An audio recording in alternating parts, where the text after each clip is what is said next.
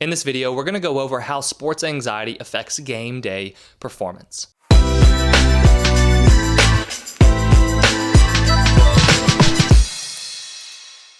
Hey there, I'm Eli Straw, mental performance coach and the founder of SuccessStartsWithin.com. Sports performance anxiety is one of the most common mental game challenges that I help athletes overcome. When you are dealing with sports anxiety, this is where you experience extreme nerves about what may or may not happen within the game. You feel those physical symptoms of anxiety, and overall, you know as an athlete that if you are performing with sports anxiety, you tend to perform poorly. So what we want to do is we want to examine, why does this actually happen? Because once we start to understand why we perform poorly when experiencing anxiety, it helps us understand what we actually need to change in terms of our focus and thinking to help manage this anxiety. Now, at the end today, I'm going to give you a simple tip that you can use to start managing your anxiety going into games. But what we want to do first is examine the 3 different factors of sports anxiety, because these 3 different factors really help us understand what's going on. So there are 3 different factors of sports anxiety. The first is cognition, the second is autonomic arousal, and the third is the behavioral response.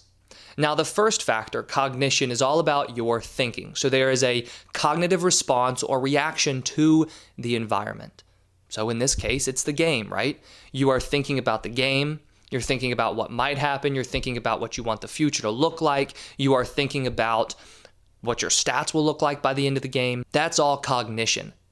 Now, do you think this is happening consciously, to where you're consciously thinking to yourself, I wonder what's going to happen at the end of the game today. I really hope I play well. I really hope this happens or that happens. You might have some of those thoughts, but the truth is, cognition when it comes to sports anxiety is largely happening subconsciously, where you just start to think and worry about the game. This can happen days leading up to the game, but especially during the game. So the first factor is that cognition, your thinking, your mental reaction to the situation.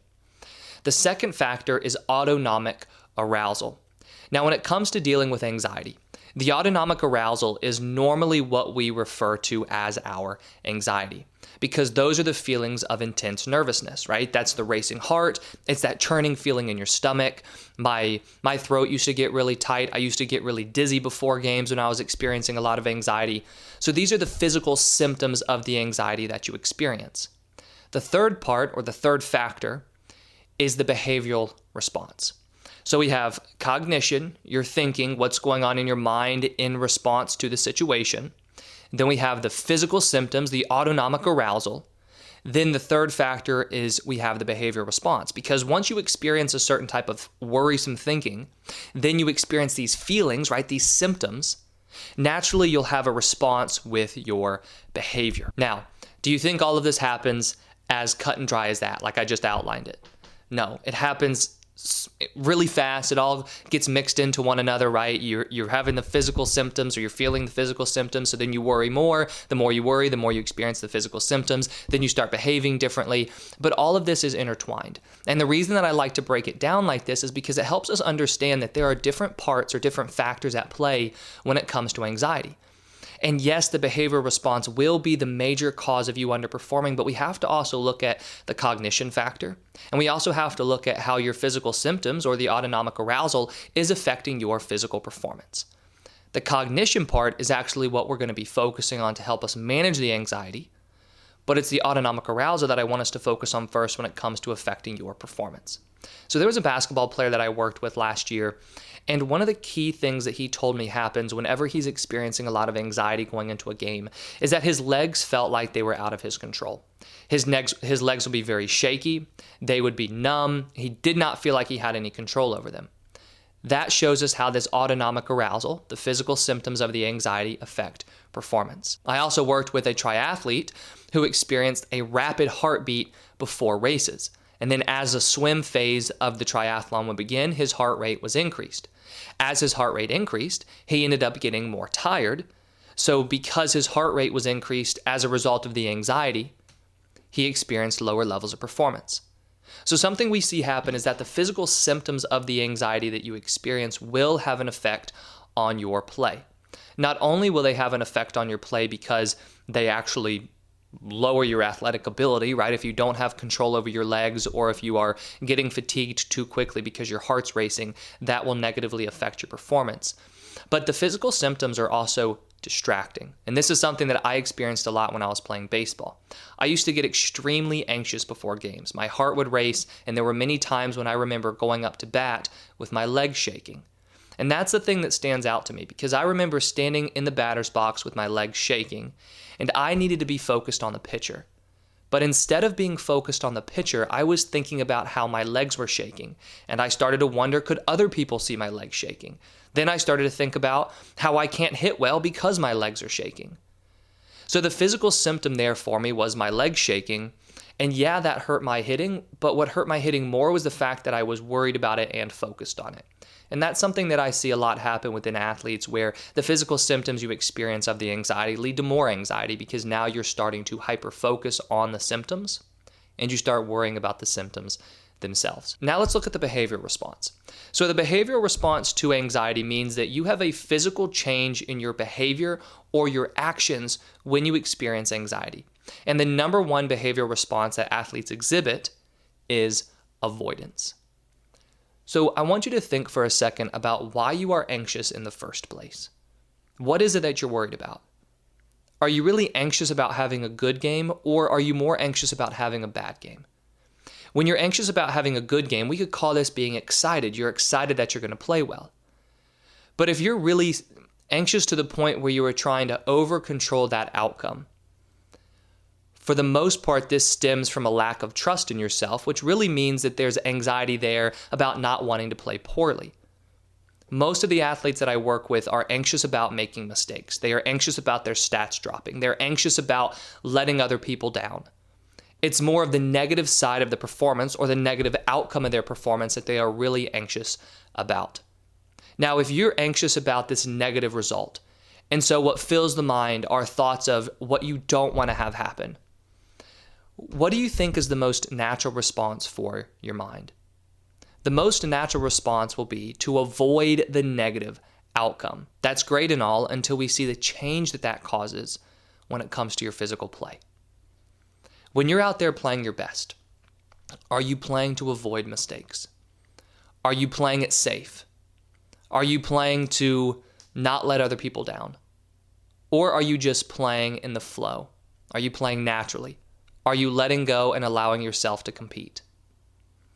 When we are experiencing a lot of anxiety and we try to avoid making mistakes, this avoidance leads to self-sabotage, because we start to sabotage our performance simply due to the behavioral change where we are trying to avoid mistakes in the first place. So this is where you'll find yourself playing tight. This is where you'll find yourself avoiding situations where you could make mistakes, even though those are also situations where you could succeed. And it also is where you find yourself hesitating when you play. So going back to the example that I gave of myself when I experienced a lot of anxiety at the plate, I would swing at poor pitches because I was trying to force myself to get a hit. So I was trying to over-control that outcome. But then oftentimes I would let pitches go by that were fastballs because I was hesitating and I wasn't quite sure, because I was so anxious about hitting, and I was trying to avoid swinging at a bad pitch now and avoid getting out.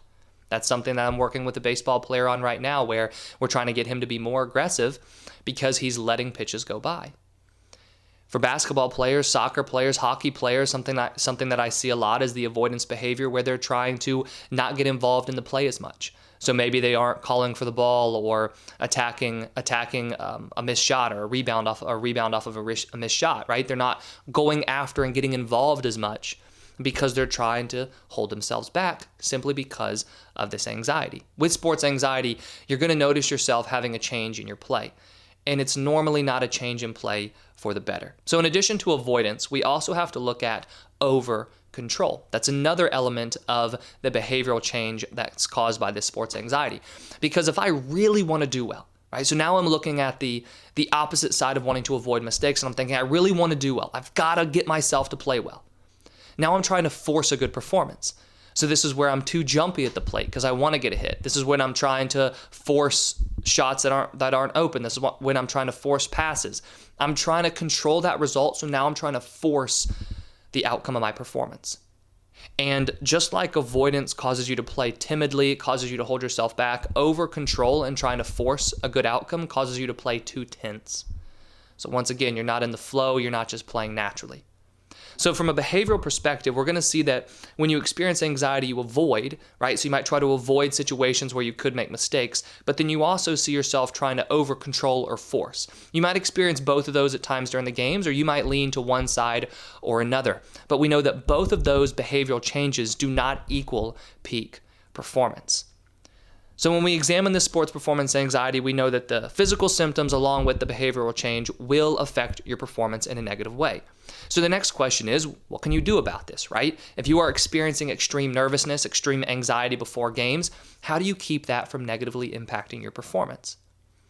Well, the first place that we want to look is the cognition factor. That's why I broke it down into these 3 different factors, because we want to focus on what are we thinking about during the game. Yes, we can change the way we play in terms of our physical behavior. Yes, we want to work on reducing the physical symptoms. But once we notice anxiety, it is critical that we focus on our thought process. If your thought process remains anxious, and when I say your thought process is anxious, what I mean is that your thought process is focused in the future. It's on worries. It's on what you want to have happen. You'll only see the physical symptoms increase, and you will only see the behavioral change, whether it's avoidance or over control, increase as well. So we need to work on bringing our attention and our thinking back into the present moment. And that's a simple tip that I have for you. You want to work on taking your attention off of these outcomes, off of the physical symptoms you're worried about, off of the future you're trying to control, and bring it back into the present moment when you play. Now, that's not an easy thing to do at all, right? But it's going to start with you becoming aware that the cognition factor of this performance anxiety is really all about your attention being fixed in the future and on what you either want to have happen or what you want to try to avoid. We want to make it simple for ourselves and tell ourselves that, look, I have to work on bringing my attention back into the present moment, back onto what I can control, and to think in a calming and confident way. Once you become aware of that, and once you try to make that change, it won't be an overnight success and it will not be easy, but it will begin to reduce your anxiety.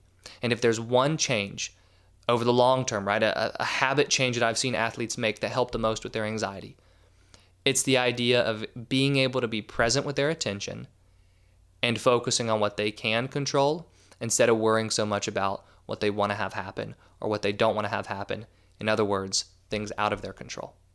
So for yourself, pay attention to how this anxiety is affecting your performance.